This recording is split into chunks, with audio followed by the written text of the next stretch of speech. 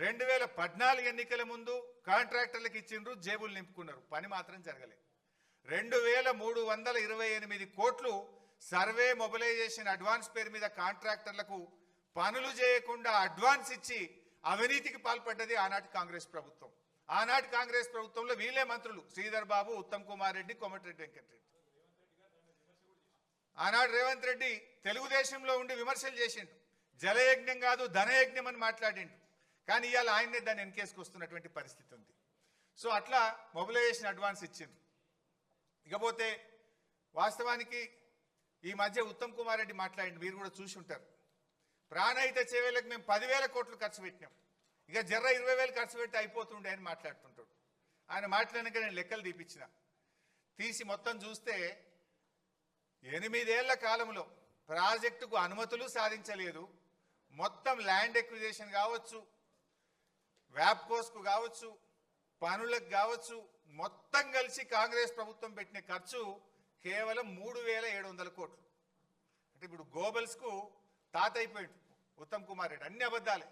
10,000 కోట్లు ప్రాణహిత మీద ఖర్చు పెట్టినా అన్నాడు. వాస్తవానికి 8 ఏళ్లలో ప్రాణహిత చేవెళ్ల మీద కాంగ్రెస్ ఖర్చు పెట్టింది 3,700 కోట్లు మాత్రమే, 3,700. చెప్తున్నది ఏంది, 10,000 కోట్లు ఖర్చు పెట్టామని ఉత్తమ్ కుమార్ రెడ్డి గారు చెప్తున్నారు. అంటే అది కూడా ఒక సత్యదూరమైనటువంటి విషయం. నెక్స్ట్,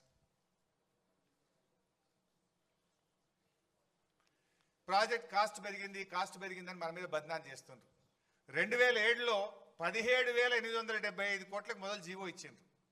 మళ్ళీ 2008లో దాన్ని 38,500 కోట్లకు పెంచిండ్రు. అంటే ఏ పనులు చేయకుండానే ప్రాజెక్ట్ కాస్ట్ డబుల్ చేసిండ్రు, 17,000ని 38,000కి చేసిండ్రు. ఆ చూడండి పైన జీవో నంబర్ 114 ఉంది. శ్రీధర్ బాబు, ఉత్తమ్ కుమార్ రెడ్డి, కోమటిరెడ్డి వెంకటరెడ్డి.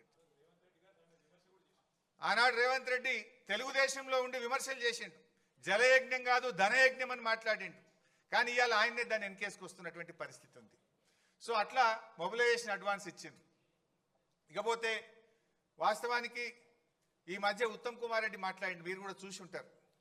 ప్రాణహిత చేవేలకు మేము 10,000 కోట్లు ఖర్చు పెట్టినాం, ఇక జర్ర 20,000 ఖర్చు పెట్టి అయిపోతుండే అని మాట్లాడుతుంటాడు.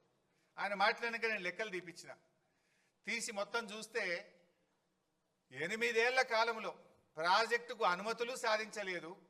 మొత్తం ల్యాండ్ ఎక్విజిషన్ కావచ్చు, వ్యాప్కోస్కు కావచ్చు, పనులకు కావచ్చు, మొత్తం కలిసి కాంగ్రెస్ ప్రభుత్వం పెట్టిన ఖర్చు కేవలం 3,700 కోట్లు.